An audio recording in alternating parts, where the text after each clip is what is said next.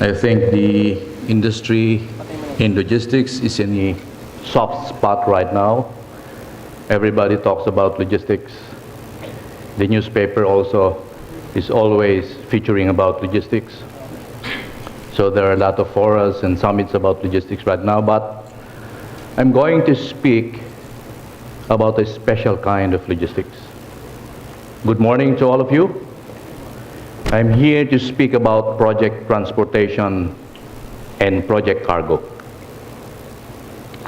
I think with the government's program on build, build, build, or the golden age of infrastructure, it is timely that we are discussing this subject. So what is project transportation and what is project cargo?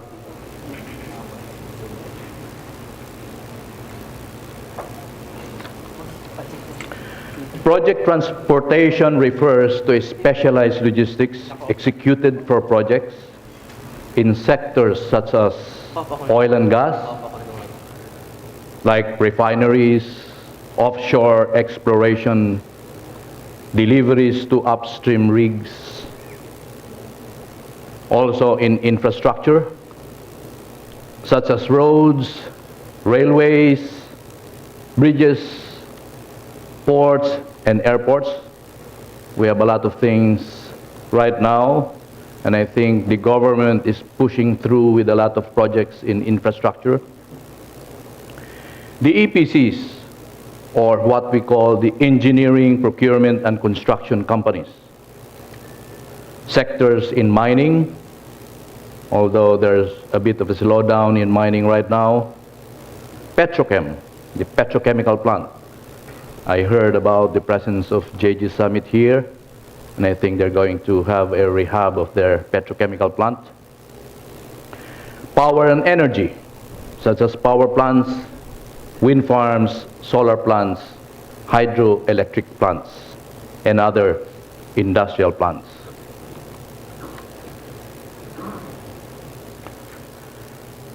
Here are a few pictures of project transportation and project cargoes. As you can see in the pictures, they are also divided into sectors. Here under the energy, you can see a project cargo discharged from a chartered aircraft. A unit unloaded from a ship to a waiting trailer. A huge power plant equipment on the road occupying the whole 9 meters of the road's width. A vessel discharging to a waiting barge, and on the right side below, a huge equipment on a multi-axle hydraulic trailer.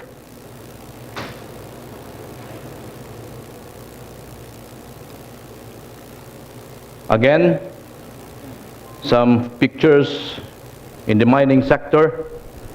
You can see a huge autoclave being delivered to site, a rolling stock going up in a mounting site, a module being loaded out, a cement plant equipment, another modular house, and some project cargoes being unloaded during nighttime. And what is project cargo? It is a term used broadly to describe national or international transportation of large, heavy, high value, or critical pieces of equipment, also commonly referred to as heavy lift. These include shipments made of various components which need disassembly for shipments and reassembly after delivery.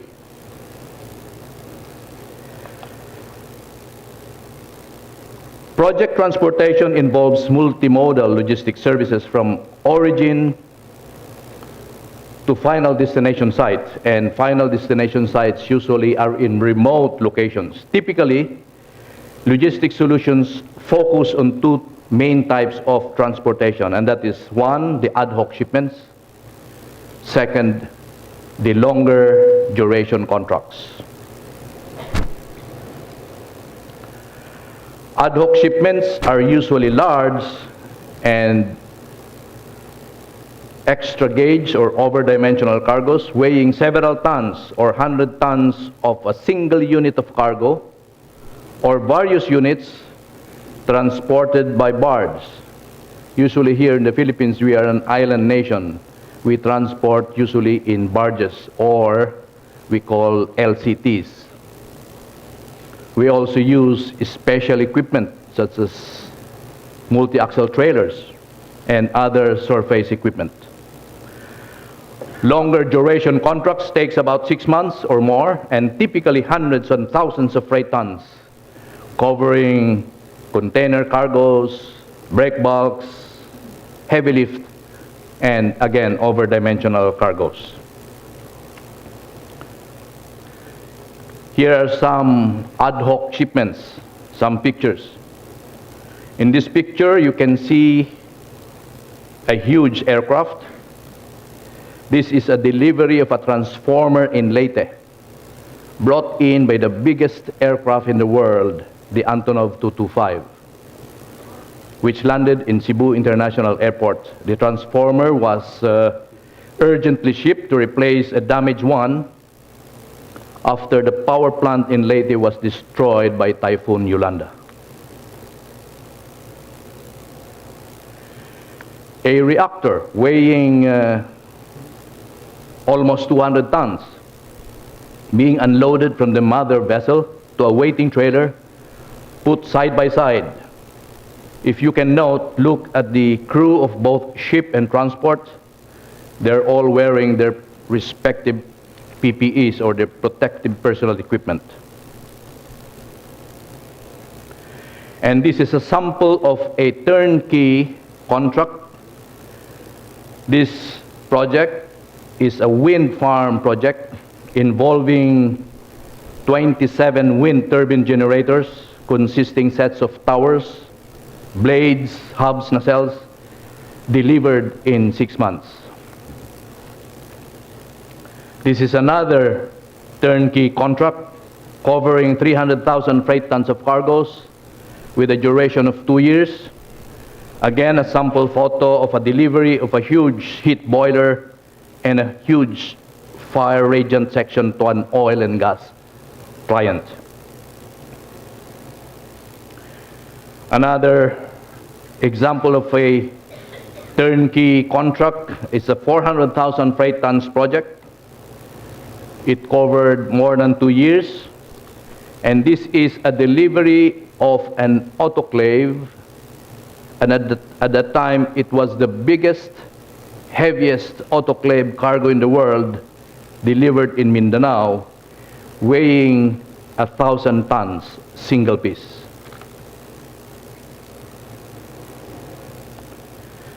In project management, the key performances are risk assessment and management. Could any risk cause financial losses, project failures, and other liabilities? This is where risks are identified, assessed, and controlled. Security. Are we secure in our operations? In 2012, one of the projects, in fact, our project, was attacked by the New People's Army, and our equipment were burned. Our tugboat and barge were bombed and were sunk. Please, in your project transportation, highly consider security in your planning. Protection of environment and people around project sites. In the execution of works, we have to consider the environment we operate. Please note that in project transportation, we use beaches for landing, rivers for navigation. We cross seas to deliver rigs, and roads whereby it's sometimes heavily forested. We also must see to it that people around places we operate are not disturbed. That's why project cargoes are delivered during nighttime to avoid traffic and disturbance to communities. Goal zero, no loss of time due to incidents, meaning to say that we must protect everybody our working staff, the people around us, all stakeholders involved in the operation, from harm and any casualty during work. Operation must be done safely. As such, it is imperative that before heavy lift is moved, transport engineering is required. Safety calculations are done, such as cargo stability, choice of equipment, timing of transport, selection of team. A method statement is also prepared. Again, here are some pictures of special equipment that are being used to lift and transport heavy lift. By the way, this trailer can turn 180 degrees, and this trailer is operated by remote control. Again, a sample of lifting a 4-point gantry lift to position heavy loads and to foundation. Of equal importance is compliance to requirements, mainly government rules and regulations, such as customs laws, especially in tax exemption, port rules, traffic rules, environmental laws, the local regulations, as well as the anti-overloading law, which prescribes the maximum allowable gross vehicle weight for different types of trucks. And the maximum single load is 13.5 tons per axle. Then compliance to industry standards such as HSSE and adherence to Foreign Corrupt Practice Act. This involves strict compliance to anti-bribery, anti-corruption, and compliance to business ethics. And what are the phases of project transportation? We have 3 phases. Basic in project management, and number 1 phase is planning. Second phase is the execution itself, and the third is the support. In the planning stage, we have to select our team. We conduct route surveys. We identify security areas, or that means to say we also form convoys. We do engineering and assess risks. In the executions, it depends on the scope of work a project transportation has. It can include everything from freight, land delivery, it includes all the cargoes such as containers, ODCs, heavy lift. Customs clearance is likewise covered. Also rigging, charter, yard management, packing and crating, rigging, and in some instances including lifting and spotting to foundation. In support, we usually conduct, as I said, route survey. This includes the identification of obstacles.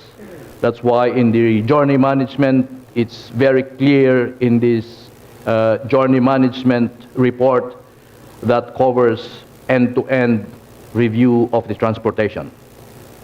Reporting is very important.